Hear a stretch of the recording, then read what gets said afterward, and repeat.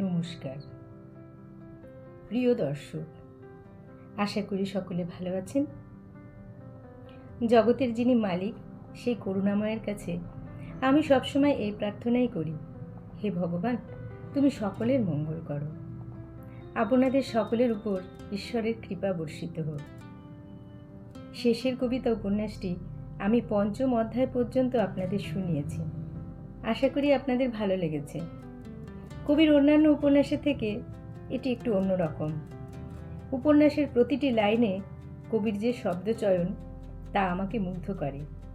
মনে হয় প্রতিটি লাইনে আবার পড়ি। রবীন্দ্রনাথ ঠাকুরের লেখা ১০ম উপন্যাস শেষের কবিতা। বিশ্বভারতী গ্রন্থালয় থেকে জগদানন্দ রায় ১৯২৯ সালে গ্রন্থটি প্রকাশ করেছিলেন। তার আগের বছর উপন্যাসটি প্রবাসী পত্রিকায় ৮টি ইনস্টলমেন্টে প্রকাশিত হয়। আজ আমি আপনাদের ৬ষ্ঠ অধ্যায়টি শোনাচ্ছি। অধ্যায়টির নাম নূতন পরিচয়। নমস্কার। অমিত মিশুক মানুষ। প্রকৃতির সৌন্দর্য নিয়ে তার বেশিক্ষণ চলে না। সর্বদাই নিজে বকাঝকা করা অভ্যাস। গাছপালা পাহাড় পর্বতের সঙ্গে হাসি তামাশা চলে না। তাদের সঙ্গে কোনো রকম উল্টো ব্যবহার করতে গেলেই ঘা খেয়ে মরতে হয়। তারাও চলে নিয়মে, অন্যের ব্যবহারেও তারা নিয়ম প্রত্যাশা করে। এক কথায় তারা অরসিক। সেই জন্যে শহরের বাইরে ওর প্রাণ হাঁপিয়ে ওঠে। কিন্তু হঠাৎ কি হলো, শিলং পাহাড়টা চারদিক থেকে অমিতকে নিজের মধ্যে যেন রসিয়ে নিচ্ছে। আজ সে উঠেছে সূর্য ওঠার অনেক আগে। এটা ওর স্বভাব বিরুদ্ধ। জানলা দিয়ে দেখলে দেবদারু গাছের ঝালরগুলো কাঁপছে, আর তার পিছনে পাতলা মেঘের উপর পাহাড়ের ওপার থেকে সূর্য তার তুলির লম্বা লম্বা সোনালি টান লাগিয়েছে। আগুনে জ্বলা যেসব রঙের আভা ফুটেছে তার সম্বন্ধে চুপ করে থাকা ছাড়া আর কোনো উপায় নেই। তাড়াতাড়ি এক পেয়ালা চা খেয়ে অমিত বেরিয়ে পড়ল। রাস্তা তখন নির্জন। একটা শ্যাওলা ধরা অতি প্রাচীন পাইন গাছের তলায় স্তরে স্তরে ঝরা পাতার সুগন্ধ ঘন আস্তরণের উপর পা ছড়িয়ে বসল। সিগারেট জ্বালিয়ে ২ আঙুলে অনেকক্ষণ চেপে রেখে দিলে, টান দিতে ভুলে গেলে। যোগমায়ার বাড়ির পথ এই বন। ভোজে বসবার পূর্বে রান্নাঘরটা থেকে যেমন আগাম গন্ধ পাওয়া যায়, এই জায়গা থেকে যোগমায়ার বাড়ির সৌরভটা অমিত সেই রকমভাবে উপভোগ করে। সময়টা ঘড়ির ভদ্র দাগটাতে এসে পৌঁছলেই সেখানে গিয়ে এক পেয়ালা চা দাবি করবে। প্রথমে সেখানে ওর যাবার সময় ছিল নির্দিষ্ট, সন্ধেবেলায়। অমিত সাহিত্যরসিক এই খ্যাতিটার সুযোগে আলাপ আলোচনার জন্য ও পেয়েছিল বাঁধা নিমন্ত্রণ। প্রথম ২-৪ দিন যোগমায়া এই আলোচনায় উৎসাহ প্রকাশ করেছিলেন, কিন্তু যোগমায়ার কাছে ধরা পড়ল যে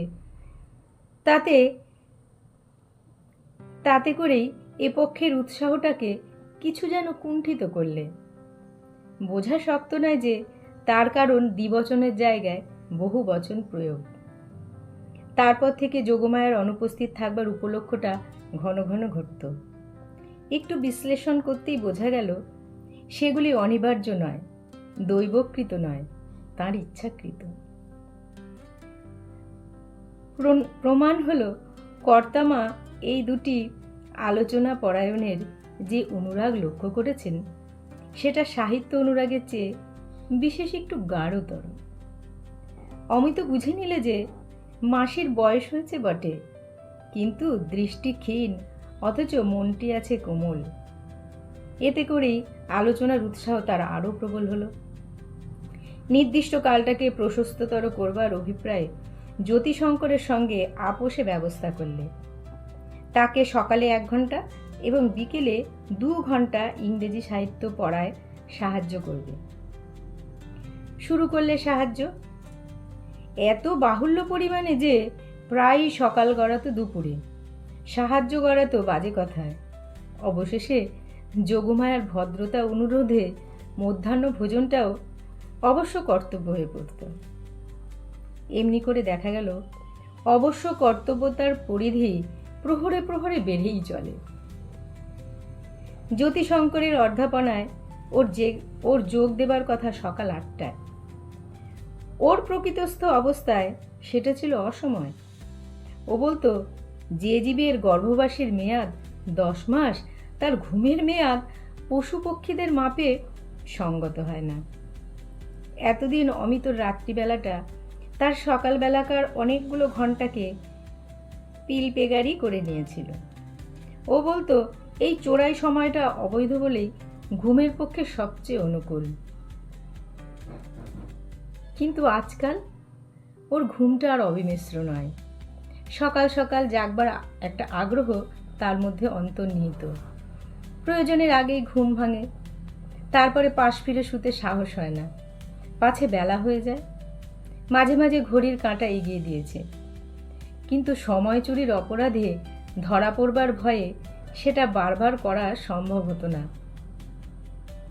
আজ একবার ঘড়ির দিকে চাইলে দেখলে বেলা এখনো 7টার এপারেই। মনে হলো ঘড়ি নিশ্চয়ই বন্ধ। কানের কাছে নিয়ে শুনলে টিকটিক শব্দ। এমন সময় চমকে উঠে দেখে ডান হাতে ছাতা দোলাতে দোলাতে উপরের রাস্তা দিয়ে আসছে লাবণ্য। সাদা শাড়ি, পিঠে কালো রঙের 3কোনা শাল, তাতে কালো ঝালর। অমিতর বুঝতে বাকি নেই যে লাবণ্যর অর্ধেক দৃষ্টিতে সে গোচর হয়েছে, কিন্তু পূর্ণ দৃষ্টিতে সেটাকে মোকাবিলায় কবুল করতে লাবণ্য নারাজ। বাঁকের মুখ পর্যন্ত লাবণ্য যেই গেছে, অমিত আর থাকতে পারলে না। দৌড়তে দৌড়তে তার পাশে উপস্থিত হলো। বললে, জানতেন এড়াতে পারবেন না, তবু দৌড় করিয়ে নিলেন। জানেন নাকি দূরে চলে গেলে কতটা অসুবিধে হয়? কিসের অসুবিধা? অমিত বললে, যে হতভাগা পিছনে পড়ে থাকে তার প্রাণটা ঊর্ধ্বস্বরে ডাকতে চায়, কিন্তু ডাকে কি বলে? দেবদেবীদের নিয়ে সুবিধে এই যে নাম ধরে ডাকলেই তাঁরা খুশি। দুর্গা দুর্গা বলে গর্জন করতে থাকলেও ভগবতী দশভুজা অসন্তুষ্ট হন না। আপনাদের নিয়ে যে কি মুশকিল, না ডাকলেই চুকে যায়। বিনা সম্বোধনেই চালাই কি করে বলুন? তাই তো বলি, দূরে যাবেন না। ডাকতে চাই অথচ ডাকতে পারি নে, এর চেয়ে দুঃখ আর নেই। কেন? বিলেতি কায়দা তো আপনার অভ্যেস আছে। মিস ডাট, সেটা চায়ের টেবিলে। দেখুন না, আজ এই আকাশের সঙ্গে পৃথিবী যখন সকালের আলোয় মিলল, সেই মিলনের লগ্নটি সার্থক করার জন্য উভয় মিলে একটি রূপ সৃষ্টি করলে। তারই মধ্যে রয়ে গেল স্বর্গমত্তের ডাকনাম। মনে হচ্ছে নাকি একটা নাম ধরে ডাক উপর থেকে নিচে আসছে? মানুষের জীবনেও কি ওই রকম নাম সৃষ্টি করার সময় উপস্থিত হয় না? কল্পনা করুন না, যেন এখনই প্রাণ খুলে গলা ছেড়ে আপনাকে ডাক দিয়েছি। নামের ডাক বনে বনে ধ্বনিত হলো, আকাশের ওই রঙিন মেঘের কাছ পর্যন্ত পৌঁছল।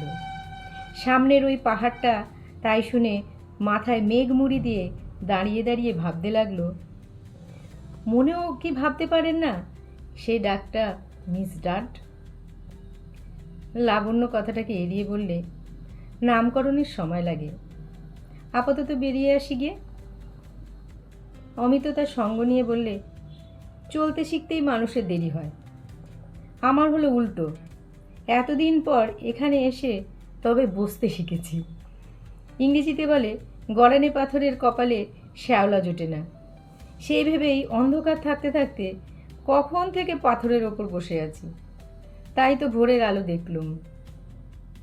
লাবণ্য কথাটাকে তাড়াতাড়ি চাপা দিয়ে বললে, ওই সবুজ ডানাওয়ালা পাখিটা কি নাম জানেন? অমিত বললে, জীবজগতে পাখি আছে সেটা এতদিন সাধারণভাবেই জানতুম, বিশেষভাবে জানবার সময় পাইনি। এখানে এসে আশ্চর্য এই যে স্পষ্ট জানতে পেরেছি পাখি আছে, এমনকি তারা গানও গায়। লাবণ্য হেসে উঠে বললে, আশ্চর্য। অমিত বললে, হাসছেন? আমার গভীর কথাতেও গাম্ভীর্য রাখতে পারিনি। ওটা মুদ্রাদোষ। আমার জন্মলগ্নে আছে চাঁদ। ওই গ্রহটি কৃষ্ণ চতুর্দশীর সর্বনাশা রাত্রেও একটুখানি মুচকি না হেসে মরতেও জানে না। লাবণ্য বললে, আমাকে দোষ দেবেন না। বোধহয় পাখিও যদি আপনার কথা শুনত হেসে উঠত। অমিত বললে, দেখুন, আমার কথা লোকে হঠাৎ বুঝতে পারে না, তাই জন্যই হাসে। আজ পাখিকে নতুন করে জানছি, এ কথায় লোকে হাসছে, কিন্তু এর ভিতরের কথাটা হচ্ছে এই যে আজ সমস্তই নতুন করে জানছি, নিজেকেও। এর উপরে তো হাসি চলে না। ওই দেখুন না, কথাটা একই, অথচ এইবার আপনি একেবারেই চুপ। লাবণ্য হেসে বললে, আপনি তো বেশি দিনের মানুষ না, খুবই নতুন। আরও নতুনের ঝোঁক আপনার মধ্যে আসে কোথা থেকে? এর জবাবে খুব একটা গম্ভীর কথাই বলতে হলো, যা চায়ের টেবিলে বলা চলে না।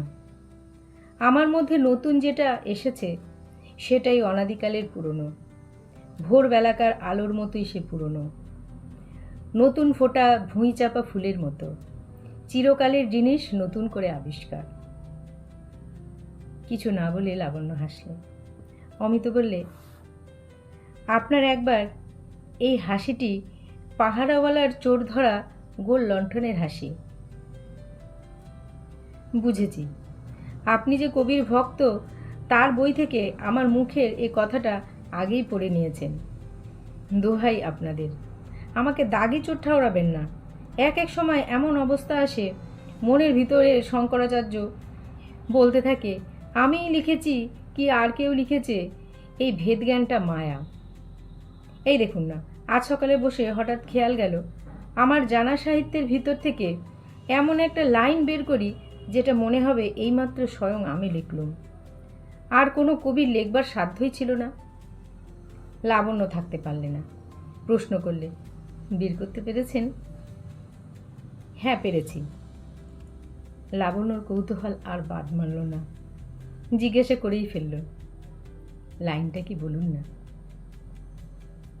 For God's sake, hold your tongue and let me love. লাবণ্যর বুকের ভিতরটা কেঁপে উঠল। অনেকক্ষণ পরে অমিত জিজ্ঞাসা করলে, আপনি নিশ্চয়ই জানেন লাইনটা কার? লাবণ্য একটু মাথা বেঁকিয়ে ইশারা দিয়ে জানিয়ে দিল, হ্যাঁ। অমিত বললে, সেদিন আপনার টেবিলে ইংরেজ কবি ডনের বই আবিষ্কার করলুম, নইলে এ লাইন আমার মাথায় আসতো না। আবিষ্কার করলেন? আবিষ্কার নয় তো কি, বইয়ের দোকানে বই চোখে পড়ে, আপনার টেবিলে বই প্রকাশ পায়। পাবলিক লাইব্রেরির টেবিল দেখেছি, সেটা তো বইগুলিকে বহন করে। আপনার টেবিল দেখলুম, যে বইগুলিকে বাসা দিয়েছে। সেদিন ডনের কবিতাকে প্রাণ দিয়ে দেখতে পেয়েছি। মনে হলো অন্য কবির দরজায় ঠেলাঠেলি ভিড়, বড় লোকের শ্রাদ্ধে কাঙালি বিদায়ের মতো। ডনের কাব্যমহল নির্জন, ওখানে দুটি মানুষ পাশাপাশি বসবার সুযোগ পায়। তাই এমন স্পষ্ট করে শুনতে পেলুম আমার সকালবেলাটার মনের কথাটি। দোহাই তোদের, একটুকু চুপ কর, ভালোবাসিবারে দে আমারে অবসর। লাবণ্য বিস্মিত হয়ে জিজ্ঞেস করলে, আপনি বাংলা কবিতা লেখেন নাকি? ভয় হচ্ছে, আজ থেকে লিখতে শুরু করব। নতুন অমিত রায় কী যে কাণ্ড করে বসবে, পুরনো অমিত রায়ের তা কিছুই জানা নেই। হয়তোবা সে এখনই লড়াই করতে বেরোবে। লড়াই কার সঙ্গে সেইটা ঠিক করতে পারছি না। কেবলই মনে হচ্ছে খুব মস্ত কিছু একটার জন্য এক্ষুনি চোখ বুজে প্রাণ দিয়ে ফেলা উচিত, তারপরে অনুতাপ করতে হয় রয়ে বসে করা যাবে। লাবণ্য হেসে বললে, প্রাণ যদি দিতেই হয় তো সাবধানে দেবেন। সে কথা আমাকে বলা অনাবশ্যক। কমিউনাল রাইটের মধ্যে আমি যেতে নারাজ। মুসলমান বাঁচিয়ে ইংরেজ বাঁচিয়ে চলব। যদি দেখি বুড়ো সুড়ো গোছের মানুষ, অহিংস মেজাজের ধার্মিক চেহারা, শিঙে বাজিয়ে মোটর হাঁকিয়ে চলেছে, তার সামনে দাঁড়িয়ে পথ আটকিয়ে বলবো, যুদ্ধং দেহি। ওই যে লোক অজীর্ণ রোগ সারাবার জন্য হাসপাতালে না গিয়ে এমন পাহাড়ে আসে খিদে বাড়াবার জন্যে, নির্লজ্জ হয়ে হাওয়া খেতে বেরোয়। লাবণ্য হেসে বললে, লোকটা তবু যদি অমান্য করে চলে যায়, তখন আমি পিছন থেকে 2 হাত আকাশে তুলে বলবো, এবারকার মতো ক্ষমা করলুম, তুমি আমার ভ্রাতা, আমরা এক ভারত মাতার সন্তান। বুঝতে পারছেন? মন যখন খুব বড় হয়ে ওঠে তখন মানুষ যুদ্ধও করে, ক্ষমাও করে। লাবণ্য হেসে বললে, আপনি যখন যুদ্ধের প্রস্তাব করেছিলেন মনে ভয় হয়েছিল, কিন্তু ক্ষমার কথা যেরকম বোঝালেন তাতে আশ্বস্ত হলুম যে ভাবনা নেই। অমিত বললে, আমার একটা অনুরোধ রাখবেন? কি বলুন? আজ খিদে বাড়াবার জন্যে আর বেশি বেড়াবেন না। আচ্ছা বেশ। তারপরে? ওই নিচে গাছতলায়, যেখানে নানা রঙের ছ্যাতলা পড়া পাথরটার নিচে দিয়ে একটুখানি জল ঝিরঝির করে বয়ে যাচ্ছে, ওইখানে বসবেন আসুন। লাবণ্য হাতে বাঁধা ঘড়িটার দিকে চেয়ে বললে, কিন্তু সময় যে অল্প। জীবনে সেইটাই তো শোচনীয় সমস্যা লাবণ্য দেবী, সময় অল্প। মরুপথে সঙ্গে আছে আধ মশক মাত্র জল, যাতে সেটা উছলে উছলে শুকনো ধুলোয় মারা না যায় সেটা নিতান্তই করা চাই। সময় যাদের বিস্তর তাদেরই পাংচুয়াল হওয়ার শোভা পায়। দেবতার হাতে সময় অসীম, তাই ঠিক সময়টিতে সূর্য ওঠে, ঠিক সময়ে অস্ত যায়। আমাদের মেয়াদ অল্প, পাংচুয়াল হতে গিয়ে সময় নষ্ট করা আমাদের পক্ষে অমিত ব্যয়িতা। অমরাবতীর কেউ যদি প্রশ্ন করে, ভবে এসে করলে কি, তখন কোন লজ্জায় বলবো, ঘড়ির কাঁটার দিকে চোখ রেখে কাজ করতে করতে জীবনের যা কিছু সকল সময়ের অতীত, তার দিকে চোখ তোলবার সময় পাইনি। তাই তো বলতে বাধ্য হলুম, চলুন ওই জায়গাটাতে। ওর যেটাতে আপত্তি নেই সেটাতে আর কারো যে আপত্তি থাকতে পারে, অমিত সেই আশঙ্কাটাকে একেবারে উড়িয়ে দিয়ে কথা কয়। সেই জন্যে তার প্রস্তাবে আপত্তি করা শক্ত। লাবণ্য বললে, চলুন। ঘন বনের ছায়া, সরু পথ নেমেছে নিচে একটা খাসিয়া গ্রামের দিকে। অর্ধপথে আরেক পাশ দিয়ে ক্ষীণ ঝর্ণার ধারা এক জায়গায় লোকালয়ের পথটা অস্বীকার করে তার উপর দিয়ে নিজের অধিকার চিহ্নস্বরূপ নুড়ি বিছিয়ে স্বতন্ত্র পথ চালিয়ে গেছে। সেইখানে পাথরের উপর বসলে দুজন। ঠিক সেই জায়গায় খাতটা গভীর হয়ে খানিকটা জল জমে আছে, যেন সবুজ পর্দার ছায়ায় একটি পর্দাসীন মেয়ে। বাইরে পা বাড়াতে তার ভয়। এখানকার নির্জনতার আবরণটাই লাবণ্যকে নিরাবরণের মতো লজ্জা দিতে লাগলো। সামান্য যাতা একটা কিছু বলে এইটিকে ঢাকা দিতে ইচ্ছে করছে, কিছুতেই কোনো কথা মনে আসছে না। অমিত বুঝতে পারলে একটা কিছু বলা চাই। বললে, দেখুন আর যা, আমাদের দেশে দুটো ভাষা, একটা সাধু ভাষা আর একটা চলতি ভাষা, কিন্তু এছাড়া আরও একটা ভাষা থাকা উচিত ছিল। আমাদের ভাষা নয়, ব্যবসায়ের ভাষা নয়, আড়ালের ভাষা। এই রকম জায়গার জন্য পাখির গানের মতো, কবির কাব্যের মতো সেই ভাষা অনায়াসেই কণ্ঠ দিয়ে বেরোনো উচিত ছিল, যেমন করে কান্না বেরোয়। সেজন্য মানুষকে বইয়ের দোকানে ছুটতে হয়, সেটা বড় লজ্জা। প্রত্যেকবার হাসির জন্যে যদি ডেন্টিস্টের দোকানে দৌড়দৌড়ি করতে হতো তাহলে কি হতো ভেবে দেখুন। সত্যি বলুন লাবণ্য দেবী, এখনই আপনার সুর করে কথা বলতে ইচ্ছে করছে না? লাবণ্য মাথা হেঁট করে চুপ করে বসে রইল।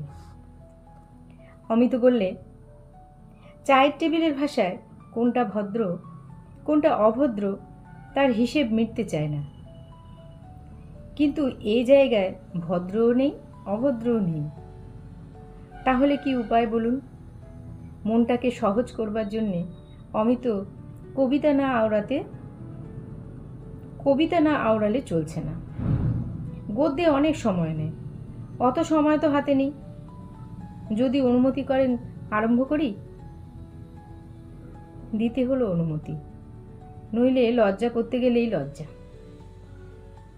অমিত ভূমিকায় বললে, রবি ঠাকুরের কবিতা বোধহয় আপনার ভালো লাগে। হ্যাঁ লাগে। আমার লাগে না, অতএব আমাকে মাফ করবেন। আমার একজন বিশেষ কবি আছে, তার লেখা এত ভালো যে খুব অল্প লোকেই পড়ে। এমনকি তাকে কেউ গাল দেবার উপযুক্ত সম্মানও দেয় না। ইচ্ছে করছি আমি তার থেকে আবৃত্তি করি। আপনি এত ভয় করছেন কেন? এ সম্বন্ধে আমার অভিজ্ঞতা শোকাবহ। কবিবরকে নিন্দে করলে আপনারা জাতে ঠেলেন, তাকে নিঃশব্দে পাশ কাটিয়ে বাদ দিয়ে চললে তাতে করেও কঠোর ভাষার সৃষ্টি হয়। যা আমার ভালো লাগে তাই আরেকজনের ভালো লাগে না। এই নিয়েই পৃথিবীতে যত রক্তপাত। আমার কাছ থেকে রক্তপাতের ভয় করবেন না। আপন রুচির জন্য আমি পরের রুচির সমর্থন ভিক্ষে করি না। এটা বেশ বলেছেন। তাহলে নির্ভয় শুরু করা যাক। রে অচেনা, মোর মুষ্টি ছাড়াবি কি করে, যতক্ষণ চিনি নাই তোরে। বিষয়টা দেখেছেন? না চেনার বন্ধন, সবচেয়ে কড়া বন্ধন। না চেনা জগতে বন্দী হয়েছি, চিনে নিয়ে তবে খালাস পাব। একেই বলে মুক্তিতত্ত্ব। কোন অন্ধক্ষণে বিজড়িত তন্দ্রা জাগরণে রাত্রি যবে সবে হয় ভোর, মুখ দেখিলাম তোর। চক্ষু পরে চক্ষু রাখি শুধালেন, কোথা সঙ্গোপনে আছো আত্মবিস্তৃতির কোণে। নিজেকেই ভুলে থাকার মতো কোনো এমন ঝাপসা কোণ আর নেই। সংসারে কত যে দেখবার ধন দেখা হলো না, তারা আত্মবিস্তৃতির কোণে মিলিয়ে আছে। তাই বলে তো হাল ছেড়ে দিলে চলে না। তোর সাথে চেনা সহজে হবে না, কানে কানে মৃদু কণ্ঠে নয়। করে নেব জয় সংশয় কুণ্ঠিত তোর বাণী, দীপ্ত বলে লবটানি। শঙ্কা হতে লজ্জা হতে দ্বিধা দ্বন্দ্ব হতে নির্দয় আলোতে। একেবারে নাছোড়বান্দা। কত বড় জোর দেখেছেন রচনার পৌরুষ। জাগিয়া উঠিবি অশ্রুধারে, মুহূর্তে চিনিবি আপনারে, ছিন্ন হবে ডোর। তোরে মুক্তি দিয়ে তবে মুক্তি হবে মোর।